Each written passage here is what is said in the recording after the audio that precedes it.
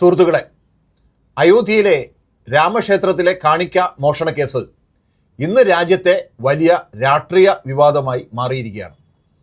ഈ കേസിൽ ഉത്തർപ്രദേശ് സർക്കാർ പ്രത്യേക അന്വേഷണ സംഘം രൂപീകരിക്കുകയും സംസ്ഥാന പോലീസ് അന്വേഷണം നടത്തുകയും ചെയ്യുകയാണ്. ഈ സംഭവം പ്രധാനമന്ത്രി നരേന്ദ്രമോദിക്കും ഭാരതീയ ജനതാ പാർട്ടിക്കും വലിയ തിരിച്ചടിയായി മാറുകയാണ്. കാരണം രാമക്ഷേത്രം ഒരു ആരാധനാലയം മാത്രമല്ല, BJPയുടെ ഏറ്റവും വലിയ രാഷ്ട്രീയ പ്രതീകവുമാണ്. ഒരു സീ വോട്ടർ സർവേ പ്രകാരം NDAക്ക് വോട്ട് ചെയ്തവരിൽ 53.7% പേരും ഈ മോഷണ വാർത്ത അവരുടെ വിശ്വാസത്തെ ബാധിച്ചുവെന്ന് അഭിപ്രായപ്പെട്ടിട്ടുണ്ട്.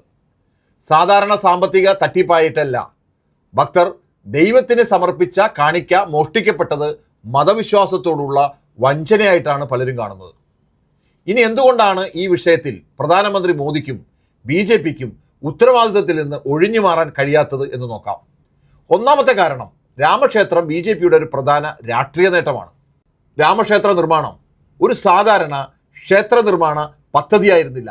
വർഷങ്ങളായി BJP ഉയർത്തിക്കാട്ടിയ രാമജന്മഭൂമി പ്രസ്ഥാനത്തിൻ്റെ പര്യവസാനമായിരുന്നു അത്.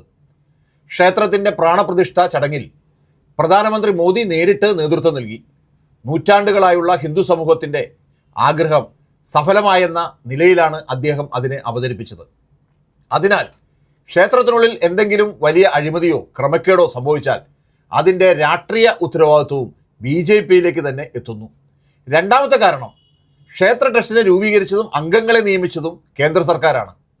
രാമക്ഷേത്രത്തിൻ്റെ ഭരണവും സാമ്പത്തിക കാര്യങ്ങളും നിയന്ത്രിക്കുന്നത് ശ്രീ രാമജന്മഭൂമി തീർത്ഥ ക്ഷേത്ര ട്രസ്റ്റാണ്. ഈ ട്രസ്റ്റ് രൂപീകരിച്ചത് കേന്ദ്ര സർക്കാരാണ്. ലോകസഭയിൽ പ്രധാനമന്ത്രി തന്നെ ട്രസ്റ്റിൻ്റെ രൂപീകരണം പ്രഖ്യാപിച്ചിരുന്നു. ട്രസ്റ്റിലെ ബഹുഭൂരിപക്ഷം അംഗങ്ങളെയും കേന്ദ്ര സർക്കാർ നാമനിർദ്ദേശനം ചെയ്തവരാണെന്നതിനാൽ ട്രസ്റ്റിൻ്റെ പ്രവർത്തനങ്ങളുടെ ഉത്തരവാദിത്തം പ്രധാനമന്ത്രിയിലേക്കും എത്തുമെന്നാണ് വിമർശകർ പറയുന്നത്. മൂന്നാമത്തെ കാരണം, ട്രസ്റ്റ് ഭാരവാഹികൾക്ക് RSS BJPയുമായുള്ള അടുത്ത ബന്ധം. ട്രസ്റ്റിൻ്റെ ജനറൽ സെക്രട്ടറി ആയിരുന്ന ചമ്പത് റായ് RSS നേതാവും വിശ്വഹിന്ദു പരിഷത്തിൻ്റെ വൈസ് പ്രസിഡന്റുമാണ്. അദ്ദേഹം മോദിയുടെ അടുത്ത അനുയായികളിൽ ഒരാളായി അറിയപ്പെടുന്നു. അദ്ദേഹത്തിൻ്റെ ഡ്രൈവർ അറസ്റ്റിലാകുകയും മറ്റ് ട്രസ്റ്റ് ഭാരവാഹികൾക്കെതിരെയും ആരോപണങ്ങൾ ഉയരുകയും ചെയ്തതോടെ ഇത് ചില വ്യക്തികളുടെ ഒറ്റപ്പെട്ട തെറ്റാണെന്ന് BJPക്ക് പറയാൻ ബുദ്ധിമുട്ടായി. BJP നേതാവും ബജ്രംഗൾ സ്ഥാപകരിൽ ഒരാളുമായ വിനായക് കത്യാർ പോലും ട്രസ്റ്റിൻ്റെ ഉന്നത നേതൃത്വത്തിനെതിരെ പരസ്യമായി വിമർശനം ഉന്നയിച്ചിട്ടുണ്ട്. നാലാമത്തെ കാരണം, മോദിയുടെ പ്രധാന രാഷ്ട്രീയ പ്രതിച്ഛായയ്ക്ക് ഈ കേസ് തിരിച്ചടിയാവുന്നു. മോദിയുടെ രാഷ്ട്രീയ വിജയത്തിൻ്റെ പ്രധാന അടിത്തറ 3 കാര്യങ്ങളാണ്. 1. ഹിന്ദുത്വത്തിൻ്റെ സംരക്ഷകൻ എന്ന പ്രതിച്ഛായ. 2. അഴിമതിക്കെതിരായ നിലപാട്. 3. കാര്യക്ഷമവും ശുദ്ധവുമായ ഭരണത്തിൻ്റെ അവകാശവാദം. എന്നാൽ ഈ കാണിക്ക മോഷണ കേസ് ഈ 3 അവകാശവാദങ്ങളെയും ഒരേ സമയം ചോദ്യം ചെയ്യുന്നു. ഹിന്ദുക്കളുടെ ഏറ്റവും വിശുദ്ധമായ ക്ഷേത്രത്തിൽ തന്നെ ക്രമക്കേട് നടന്നുവെന്ന ആരോപണം ഉയരുന്നു. വലിയ അഴിമതികളുടെ സൂചനകളുണ്ട്. അതോടൊപ്പം ഭരണപരമായ വീഴ്ചയും ചൂണ്ടിക്കാണിക്കപ്പെടുന്നു. അതിനാൽ ഒരു ചെറിയ ഭരണപരമായ പിഴവായി ചിത്രീകരിക്കാൻ കഴിയാത്ത സാഹചര്യമാണുള്ളത്. 5ാമത്തെ കാരണം, മോഷണം പോയത് ഭക്തരുടെ കാണിക്കയാണ്. ഇത് ചെറിയ തോതിലുള്ള പണമോഷണമല്ലെന്നാണ് അന്വേഷണത്തിലെ ആരോപണങ്ങൾ. സംഘടിത സംഘമാണ് വിലപിടിപ്പുള്ള സ്വർണവും വെള്ളിയും മറ്റ് വിലയേറിയ വസ്തുക്കളും കടത്തിക്കൊണ്ട് പോയതെന്നാണ് ആരോപണം. പ്രാദേശിക സ്വർണ്ണക്കടകളെ ഒഴിവാക്കി ട്രെയിൻ മാർഗം കർണാടകയിലേക്ക് കൊണ്ടുപോയി ഉരുക്കിയെന്നും അന്വേഷണത്തിൽ പറയുന്നു. ക്ഷേത്രത്തിലെ താഴ്ന്ന വരുമാനമുള്ള ജീവനക്കാർക്കായി എത്തിയ ശൈത്യകാല ജാക്കറ്റുകൾ പോലും തട്ടിയെടുത്തുവെന്ന ആരോപണവും ഉയർന്നിട്ടുണ്ട്. അതിനാൽ ഇത് സാധാരണ സാമ്പത്തിക തട്ടിപ്പല്ലെന്നും ദൈവവിശ്വാസത്തോടെ സാധാരണ ജനങ്ങൾ സമർപ്പിച്ച കാണിക്കയുടെ ദുരുപയോഗമാണെന്നും വിമർശകർ ചൂണ്ടിക്കാണിക്കുന്നു. ഹിന്ദു വിശ്വാസത്തിൻ്റെ സംരക്ഷകരാണെന്ന് അവകാശപ്പെടുന്ന ഒരു രാഷ്ട്രീയ പാർട്ടിക്ക് ഇത്തരമൊരു ആരോപണം വളരെ ഗുരുതരമായ പ്രതിച്ഛായ നഷ്ടമാണ്.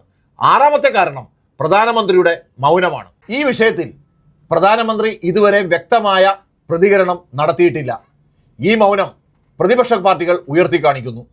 മതവിശ്വാസം രാഷ്ട്രീയ ലാഭത്തിനായി ഉപയോഗിക്കുകയും അഴിമതി മറച്ചുവെക്കുകയും ചെയ്യുകയാണെന്ന് BJPയെ വിമർശിക്കുന്നു.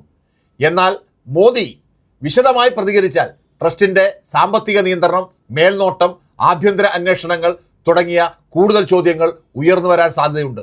അതുകൊണ്ട് പ്രതികരിക്കാതിരുന്നാൽ മറച്ചുവെക്കുന്നു എന്ന വിമർശനം ഉയരുന്നു. പ്രതികരിച്ചാൽ ഭരണപരമായ വീഴ്ച സമ്മതിക്കുന്നതായും വ്യാഖ്യാനിക്കപ്പെടാം. അതുകൊണ്ട് തന്നെ BJP ഒരു രാഷ്ട്രീയ പ്രതിസന്ധിയിലാണെന്ന് വിമർശകരുടെ വിലയിരുത്തൽ. ഈ കേസിൽ ചിലരെ അറസ്റ്റ് ചെയ്തതോടെ വിഷയം അവസാനിക്കില്ലെന്നാണ് പല രാഷ്ട്രീയ നിരീക്ഷകരും വിലയിരുത്തുന്നത്. കാരണം രാമക്ഷേത്രത്തെ സ്വന്തം രാഷ്ട്രീയ പ്രതീകമായി ഉയർത്തിക്കാട്ടിയ BJPക്കും പ്രധാനമന്ത്രി മോദിക്കും ക്ഷേത്രത്തിനുള്ളിൽ നടക്കുന്ന സംഭവങ്ങളിൽ നിന്ന് പൂർണ്ണമായും അകന്ന് നിൽക്കാൻ കഴിയില്ലെന്നാണ് വിമർശനം. അതേസമയം ഈ കേസിലെ ആരോപണങ്ങൾ അന്വേഷണം തുടരുന്ന ഘട്ടത്തിലാണ്. കുറ്റാരോപിതരായവരുടെ നിയമപരമായ ഉത്തരവാദിത്തം അന്തിമമായി തീരുമാനിക്കേണ്ടത് അന്വേഷണവും കോടതിയുമാണ്. എന്നാൽ രാഷ്ട്രീയപരമായി ഈ വിവാദം BJPക്ക് വലിയ വെല്ലുവിളിയായി മാറിയെന്നതാണ് നിലവിലെ സാഹചര്യം.